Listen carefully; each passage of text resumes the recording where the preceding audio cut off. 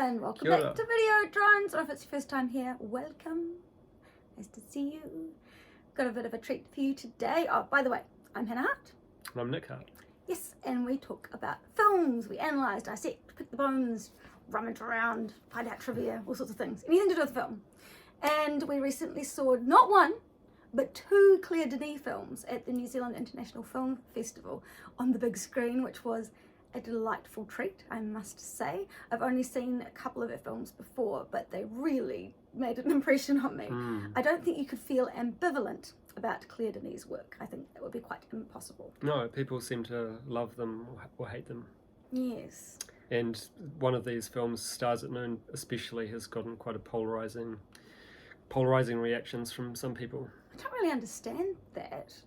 No. I couldn't see what we would heard that, so we thought, where's this polarizing dimension? What's going to happen? But no, I couldn't see that. Apparently, audience reactions were someone said nothing happened, and then someone else who agreed with us said everything happened, life happened, and was that both sides of the blade, or was that? I think. Or was that? Yeah, Stars at Noon? that was both sides of the blade. Yes, I was going to say. And then Stars at Noon, someone said, I didn't know who was supposed to be good or who was bad. But isn't that what life is a bit like as well? I find that interesting because people aren't black and white. Yeah. You know, there might be some wonderful people out there, but there's probably something about them that isn't entirely pleasant, or if we put them in a certain situation, they may react in a way that's not entirely decent. People aren't black and white. It's strange to think that most films, well then in that case, if people are having those kind of responses, it means that most films are set up to have a clear good guy and a bad guy. Well, people a lot you're of them rooting are. for. Most American films are like that. Yeah, so one-dimensional. I mean, even Japanese anime for children doesn't have that one-dimensional. You have the villain, but the more you get to know the villain and the villain and the reasons why they're doing what they do, those boundaries start to blur. You start to think, well, actually, this villain kind of has a point. He's doing it in a different way from us. The process is different, but the end result or the motivation could actually be quite pure. And I think it's strange that it's probably more like, you know, American, British media that pushes this idea that people are very black and white when they're not. And I can't stand, I mean, I wouldn't let my children watch films like Disney or TV shows, kids shows that had those kind of one-dimensional characters. Yeah. I just didn't think that was very useful for them to watch. Same with ads. Don't ever show your kids ads, boy. Don't do it. Don't do it. So should we start with Both Sides of the Blade? Yes, we should. The first one that we saw, which features Juliette Binoche, who's been in other Claire Denis films, a really early one, Chocolat, and... not the Chocolat with Johnny Depp, a different one. Sort of post-colonial film in the late 80s. And Vincent Lindon. And another sort of veteran Claire Denis actor, Gregory Collin. Was he the younger chap? Yeah.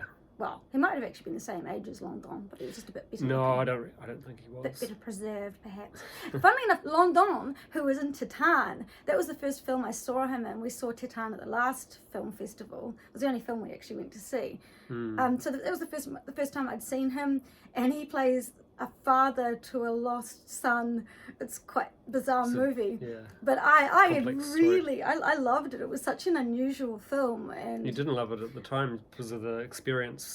Some guy kept sort of barking with laughter behind her and ruined the experience for Hannah. I don't like seeing... Actually, the same thing happens with Crimes of the Future. People were sort of laughing in all the wrong bits. That happens at festival screenings, I think, quite a lot. But I did love he was the best part of that film for me, even when I didn't even though I didn't enjoy it that much. In retrospect, I think I actually quite liked the film, but I really enjoyed his part. He was the shining. I liked him so much. I liked his character. He was very macho but flawed and quite vulnerable, which is really interesting. And to see him again in this film, you know, in my head I just think of him being in this kind of bizarre body horror, but he is a very good actor. And funnily enough, he seems to be a bit of a hunk. A manly French man. We also watched Bastards in the build-up to Yes. seeing these two films, which you seem to like. Yeah, that was a really interesting film. Really, really interesting. Quite disturbing, but beautifully shot. And I liked how it wasn't like a linear narrative. It was more complex than that. Which is all of her films are usually like that. In fact, the two that we've just seen are probably more straight ahead than a lot of her films. Yeah, they were very straight ahead. They're usually very sort of elliptical, as far as you have to do a lot of guesswork to kind of work out what's happening and where it's happening. And she doesn't just necessarily hand over the answers either. Some things will sort of never really be fully resolved. I guess both sides of the blade was a little bit elliptical. There was a wee bit of a little bit. Yeah, a little bit. I mean, yeah. It's just funny to think of this guy as being like a hunk. We kind of thought, oh, he looks kind of like a Kiwi rugby player. Not, I mean, some people find that attractive, I guess, but I wouldn't think of him as a hunk. But probably depends on your age group as well. Yeah, maybe. I don't know. It's quite funny though, because he actually is a former rugby player. Football, I think it was rugby, pretty sure it was rugby player, which sort of suits the way he looks quite well. But the tenderness that he shows Juliette Binoche's character at the start of the film, they're in this it must be in Greece or something, this beautiful, beautiful ocean, which is shot in an iPhone. Yeah, it is. Yeah. Beautiful though, it looks fantastic. And just, there's so much in the way that he touches her and the way he looks at her. You can tell he's deeply, deeply in love, just completely enraptured with Juliette and thinks she's the most beautiful woman ever. And I really liked how all of that came across without words, and the fact that he's such a big brawny guy and he plays kind of a brute in Bastards, but he's playing this very loving, very attentive character in this film. Well, he's out of prison as well in this film. Yeah, that's so true. I don't know if he's a brute, but I mean in Bastards he played like an oil rig worker. Was that right? Fisherman? Yeah, fisherman. He has these really quite violent sex scenes. And yeah, he comes across as very passionate, very French. In fact, I think that this, both sides of the blade, which the producers are marketing as fire for some stupid reason. Both Sides of the Blade is a brilliant name. It's quite poetic. It's beautiful. It's one that I remember really easily, and changing it into fire. It's a lot more easier to remember. I mean, it's based on a French novel by Christine Angot, which is called Untitled Chapter. But yeah, they called it Fire, and then Claire Denis' composer Stuart Staples from Tindersticks, he wrote a song for the film called Both Sides of the Blade, and then she thought, that's perfect title. It is a perfect title. So they should have just stuck with that. They really should have. There's in the song that she works with Tindersticks, I think, on every film. Everything since Trouble Every Day, I think, yeah. And the title of Stars of Noon, it's At Noon, actually comes from a song as well. It's a beautiful song. We really like that song. Tindersticks is really, really very good. But Stars at Noon, is it, what did you mean? It was a lyric. Oh, okay. But I think he must have based that on, because Stars at Noon is the name of the novel for the film's Denis Johnson novel from the 80s. Oh, so that was very clever. Yeah. Claire Denis had been wanting to make that film for ages, like over a decade, and I think he probably just wrote a song with that lyric. It's a beautiful song. We're definitely going to listen to that one. Yeah, I usually I don't mind his scores, but I'm usually not a huge fan. I don't really want to go and buy them after I've watched them. But with these two films, especially Stars at Noon, I think he's probably done his best scores for Claire Denis films. So yeah, they're getting better and better. So Both Sides of the Blade, I found it very tense, probably unintentionally, but I found it almost Hitchcockian, the way it sort of was leading up to this conflict, this climax. It's a sort of classic love triangle. I suppose most people can kind of relate to that strange feeling of seeing an ex, and sort of how it makes you feel, and the way that Binoche's character feels brings up a lot of stuff. And here she is in this idyllic relationship with Loudon, and everything's going really well, and then she catches a peek of her former love, and everything starts goes upside down. It was so tense. I find these kind of emotional dramas, like especially this one, like not easy viewing. It's very difficult to watch fighting and conflict, especially because we really don't have that kind of relationship. So it kind of, thank God, it kind of reminded me of relationships where I have had to deal with dramatic people. Yeah, same. And just how awful that is to deal with. It's just, oh. So I think a lot of people, even if their current relationships aren't sort of like that, I think most people have had at least one relationship where there's been some clashing and some fighting, and it's not a fun thing to witness, and it's so well acted. It feels very real. Yeah, very, very good acting. And then it's not shot like on a really slick kind of camera. It's not very cinematic in that regard. So it feels kind of more raw, almost like documentary style a little bit. Yeah, his cinematographer, he's a new cinematographer for her films. She works with Agnes Goddard usually, but this guy Eric Gauthier has worked with Alain Resnais and Leo Carax and Olivier Assayas and Julian Schnabel, so he's worked in some great films. Yeah, very good. But yeah, he's using some absolutely brutal close-ups, which have immense emotional weight, I thought. In both films, actually. And in Stars at Noon, he actually went and found the same types of lenses that they use in Apocalypse Now, which give that film a more sort of cinematic it was much more cinematic looking. I've got to say, I think I like the story a bit more of Both Sides of the Blade, but the look of Stars at Noon. So they're quite different from each other. We're both about relationships and featuring basically mainly two characters. And all of her films are about relationships, really. Yeah, they are. I mean, even High Life is, in a way, you know. Yeah, High Life. That was the first Claire Denis film I saw.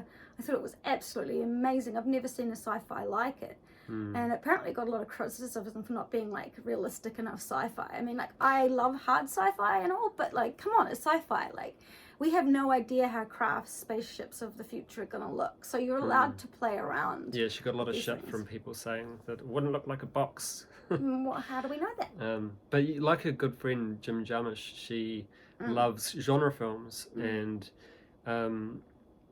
she tackles them as well, but they're never going to be traditional genre films. I mean, Trouble Every Day is a vampire film, but that's a very different type of vampire film as well. And these days directors don't tend to show a lot of sex scenes or nudity, not as much, but Claire Denis never holds back from showing sex and sexuality and showing things that would be considered quite taboo in most films. There's the fuck box and High Life.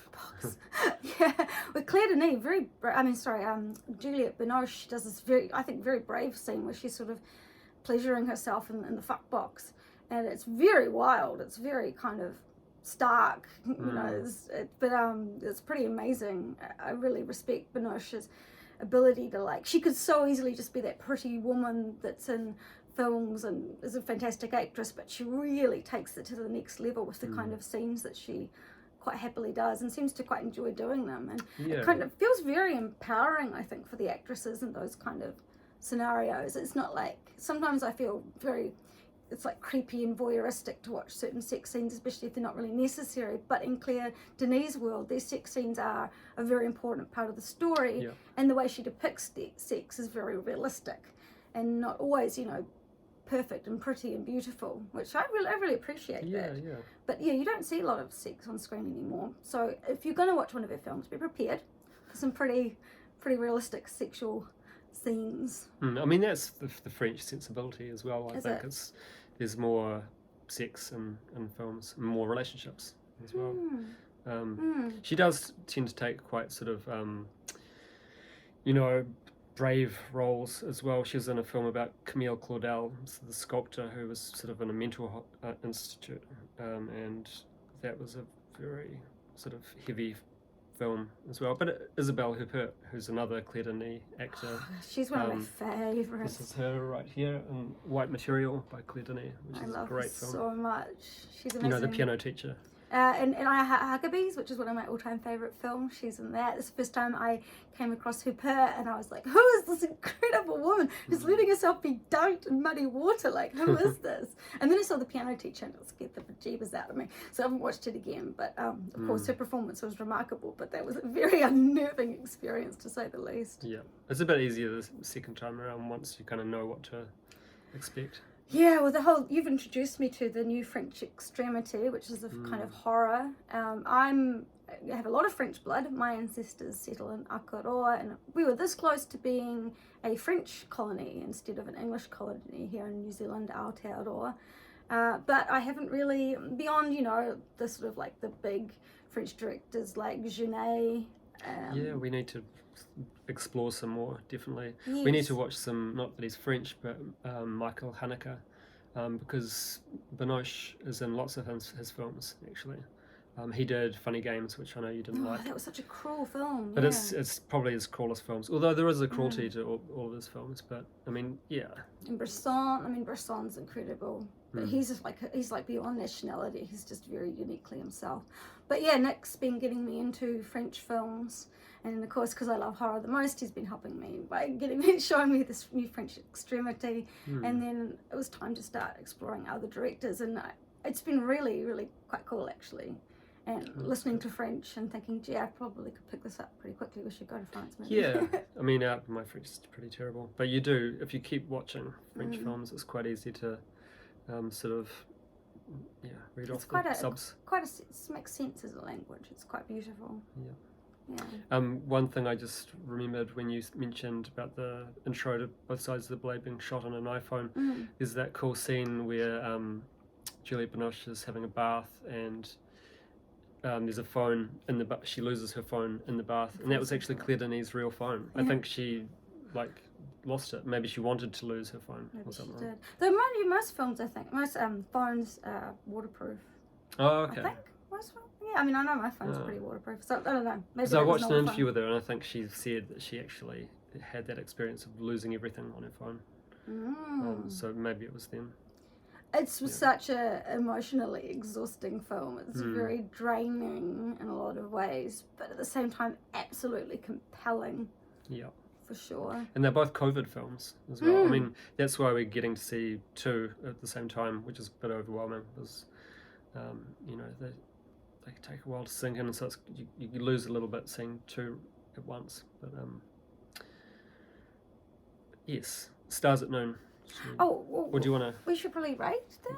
I just wanted to say also, after the film ended, there were two older ladies next to me, and I sort of, right after the film ended, I leaned over and I said, have you ever been in a relationship like that, to these women? And they said, oh, no, they couldn't imagine that. And I said, do you feel quite exhausted? And they said, yes.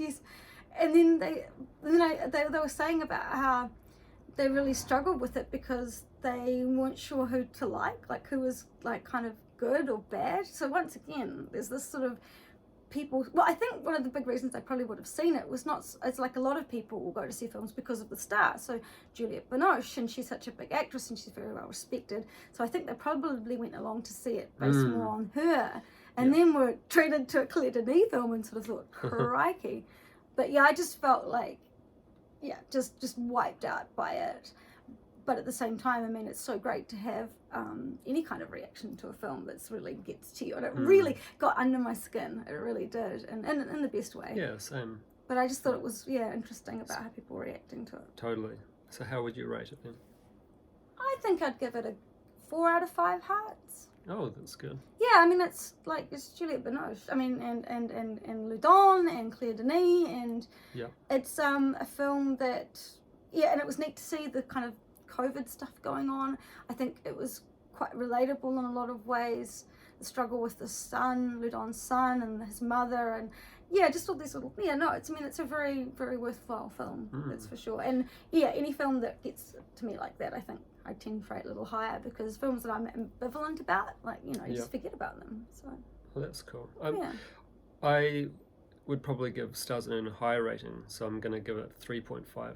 Okay, so 7 hearts out of 10 hearts. That sounds about right. That's what I rated it on IMDb. Yeah, that would be perfect. Yeah. So now we're moving on to Stars at Noon. Cool. Well, so this is based on a novel by Denis Johnson, which is set in the 80s during the Nicaraguan Revolution. And they wanted to shoot it there in Nicaragua, but apparently Claire Denis has said Daniel Ortega has been elected and it would be immoral to shoot it there. Right. So they changed it to Panama.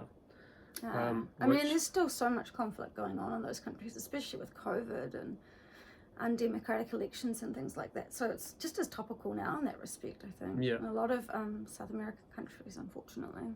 Yeah. And also Margaret Qualley, who's sort of the main actor in it, she interestingly actually spent the earlier part of her life in Panama. She grew up there.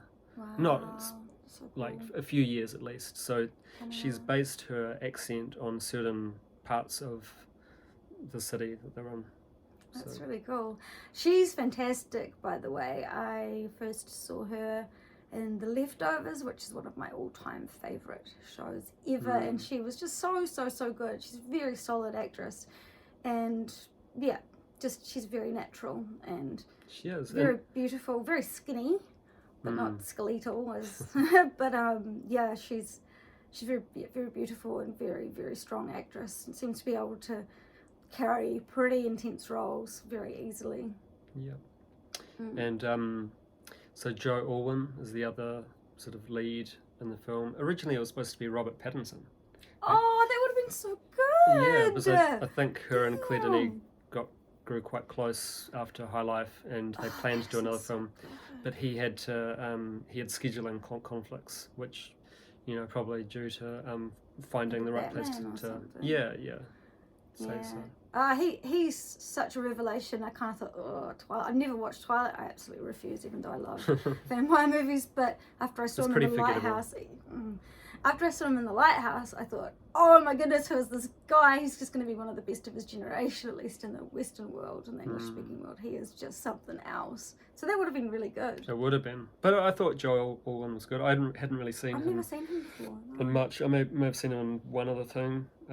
But no, he was good. He was good. He was very good. And it also had Benny Safdie. Yes. I wanted to cheer out loud when we saw Benny Safdie. That was so exciting. And there was one other actor, I think, that I wanted. John C. Reilly. John C. Reilly in this tiny little role. Anyone who knows Tim and Eric or Brule's Rules will remember him as being Dr. Steve Brule for your health. A very beloved character. But yeah, he plays a pretty straight role in this, but it's a wonderful little cameo. And Safdie, man. He plays, he's got such a friendly face, and he plays this deceptively kind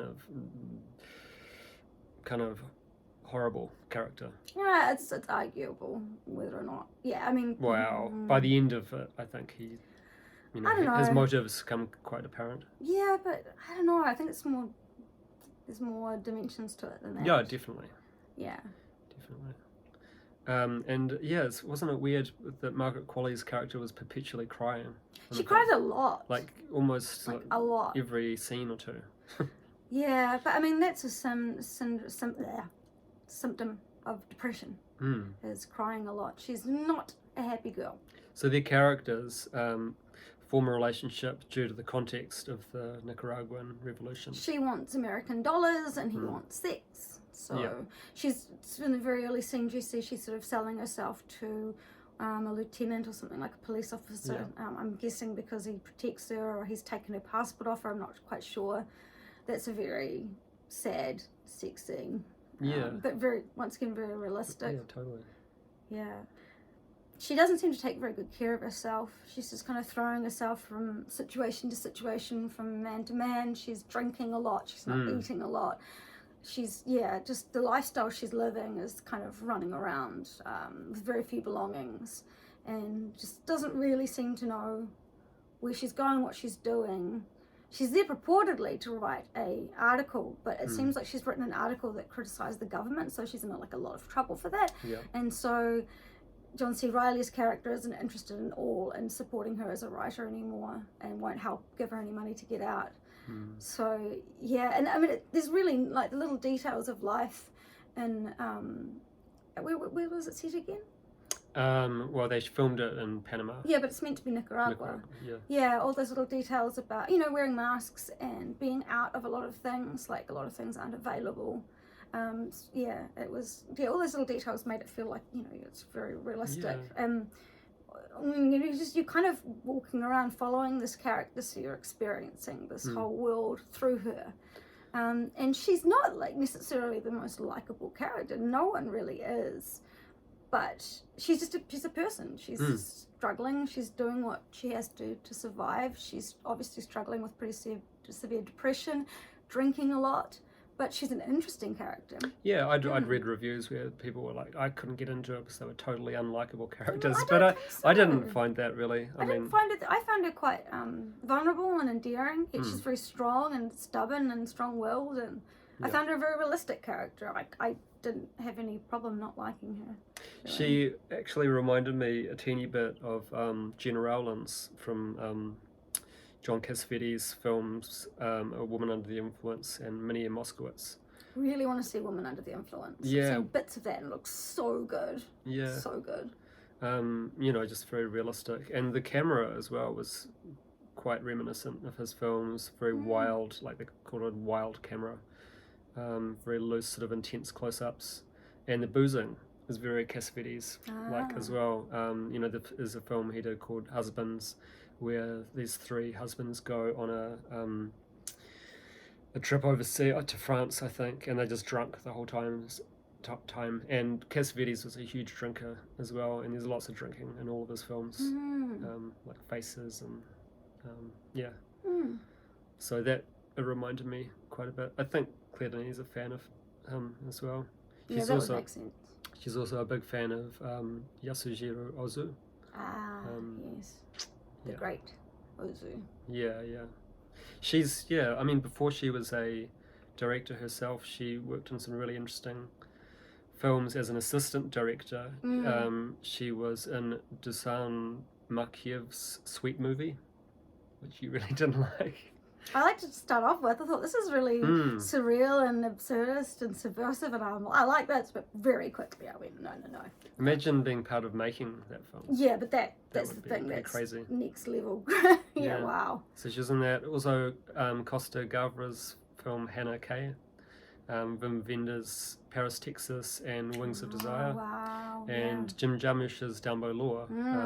And lots of other ones as well, but they're probably the most well-known. I did actually say to you, like, there were scenes, especially when they're driving in the car going past their surroundings, that it reminded me of Jim Jarmusch quite a lot. There was a similar kind of vibe with these characters and their landscapes, and I did get a little bit of a Jarmusch-y kind of feel from time to time. I mean, they're both very respectful to people's personalities, and they're different in a way, but they're just so different to like Hollywood filmmaking. Yeah, that's true. There's actually a really cool interview with them both. That's such a treat to watch. Oh yeah, so if you can track, we might actually put the link in the description below, because it is so good, so worth watching. It just came out recently. Yeah, it's very good. I really agree with Jarmusch and what doesn't normally talk about his political views, or Not kind at of. all. He's very closed about it. He's very polite, but he just straight out and comes out and says some things. I'm like, yes, Jarmusch, I always knew you had a heart like us. Yeah, it was very cool. it was. Yeah. I mean, maybe this is clutching a bit, but I almost found her, Margaret Qualley and Joel Owen's characters a bit almost like Dante and Virgil wandering through the layers of hell. I can see that. There was like a hellish kind of quality to it, and they do seem to sort of stumble from one kind of level environment. Yeah. No, and then there's a moment where they're kind of in an abandoned church, I believe, sleeping on the ground, and it does feel like different layers and different levels of kind of hell in a way. I could see that relationship. And the tropical weather becomes almost like its own character in this film. Yes, lots of lovely tropical rain. It was really, the rain was a character in itself. Yes. So what would you rate that? Well, it's like I like the story of Between the Blades more, but I like the look of this one more. So I'd probably rate it about the same. Okay. They're both really interesting films in their own ways, and they're the sort of films that stick with you. So I'd probably give it another 3.5, 4, maybe. I'd give this one a 4, slightly higher than Both Sides of the Blade. Just, I don't know, just the look of it. It's so beautiful, it is and the setting, and I love her films. So. I do think it should be slightly higher, so I'd say 7.58 out of 10 hearts. Yeah, that sounds about right. Okay. Yeah, well, that was fun. It was. Getting to share your love of Claire Denis. Totally. Yeah, she's a really interesting director. Really glad I've been introduced to her, and I'm certainly looking forward to watching many more. Yes, we should do another one sometime when we sort of go back and watch some of her older films like Beau Travail and stuff like that. Yeah, she's really, really cool. Mm. Awesome. Okay, so next review is Decision to Leave. Decision to Leave. So I've been doing watching lots of Park Chan-wook. His earlier works. I'd seen Thurston Old Boy, but we're catching up and watching a few more. And Decision to Leave is so good. So good. So I'm really looking forward to bringing that to you very soon. Catch you soon. Bye.